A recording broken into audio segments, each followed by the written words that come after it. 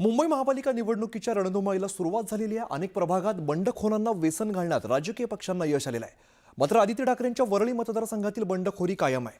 आदित्य ठाकरेंच्या वरळी विधानसभा मतदारसंघातील 6 प्रभागांपैकी 4 प्रभागात बंडखोरी झाली आणि यामुळे इथली समीकरण आता बदललेली असून वरळीतील परिस्थिती ठाकरेंच्या शिवसेनेसाठी ही आव्हानात्मक ठरते। बंडखोरीमुळे ठाकरेंची शिवसेना अडचणीत। आदित्य ठाकरेंच्या वरळीत बंडखोरीचं आव्हान। 6 पैकी 3 वॉर्डात बंडखोरी कायम। वरळी राखणार की गमावणार? मुंबई महापालिकेतील 277 वॉर्डमध्ये तब्बल 2700 उमेदवार आपलं नशीब आजमावत आहेत। शहरामध्ये प्रचाराची राळ उठू लागलेली आहे। आरोप प्रत्यारोपांच्या फैरी झडू लागल्या। तब्बल 87 मतदारसंघात शिंदे विरुद्ध ठाकरे बंधू असा सामना रंगणार आहे। या सगळ्यात वरळी विधानसभा मतदारसंघाने सगळ्यांचंच लक्ष वेधून घेतलंय, कारण या मतदारसंघात ठाकरे विरुद्ध बंडखोर असा सामना रंगणार आहे।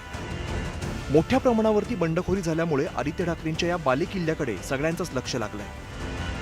वरळी कोळीवाडा परिसरातील प्रभाग क्रमांक 193 मधून ठाकरेंच्या शिवसेनेने हेमांगी वरळीकर यांना निवडणुकीच्या रिंगणात उतरवलंय। यामुळे नाराज झालेले शाखा प्रमुख सूर्यकांत कोळी यांनी पक्षाला रामराम केला। तब्बल 17 वर्ष ठाकरेंच्या सोबत असणारे कोळी आता अपक्ष म्हणून निवडणूक लढवत आहेत। प्रत्येक बंडखोराला अजूनही बंडखोरांना समजवण्याचे प्रयत्न सुरू आहेत। ज्यांनी स्वतःला बंडखोर म्हणून घोषित केलेलं आहे ते सर्व शिवसेनेचे कडवट निष्ठावंत कार्यकर्ते आहेत। त्यांच्या डोक्यातला थोडासा कचरा निघून गेला, राग निघून गेला की ते हळूहळू मागे घेतील अशी आम्हाला खात्री आहे। बेस्ट समितीचं अध्यक्षपद भूषवणारे आशिष चेंबूरकर यांचा वॉर्ड क्रमांक 196 यंदा सर्वसाधारण महिलांसाठी राखीव झालाय। त्यामुळे चेंबूरकरांनी आपल्या पत्नीला पद्मजा चेंबूरकर यांना निवडणुकीच्या रिंगणात उतरवलंय। महिला शाखा प्रमुख संगीता जगताप आणि युवा सेना पदाधिकारी आकर्षिका पाटील या दोघेही महापालिका लढवण्यास इच्छुक होत्या, मात्र त्यांना संधी मिळालेली नाही। त्यापैकी संगीता जगताप यांनी बंडखोरी करत आपली अपक्ष उमेदवारी कायम ठेवली। त्यामुळे या वॉर्डात पद्मजा चेंबूरकर यांना आपल्याच पक्षातील संगीता जगताप यांच्याशी टक्कर द्यावी लागणार आहे।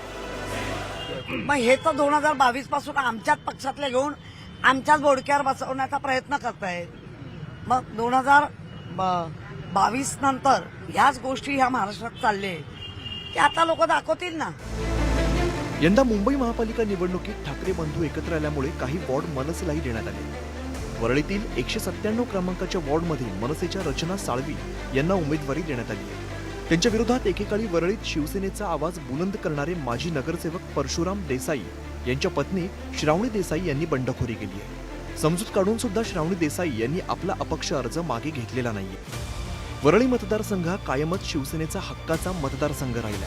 पक्षात फूट पडल्यानंतर सुद्धा या मतदारसंघाने लोकसभा विधानसभेत ठाकरेंना साथ दिली। मात्र आता महापालिका निवडणुकीत जेव्हा ठाकरेंच्या शिवसेनेसमोर आदित्य शिंदेंच्या शिवसेनेचं आव्हान आहे, अशा वेळेला त्यांना स्वपक्षातील बंडखोरांचाही सामना करावा लागणार आहे। वरळीतील ही निवडणूक ठाकरेंसाठी आव्हानात्मक ठरणार इतकं नक्की। Bureau report, news 18 Lokmat.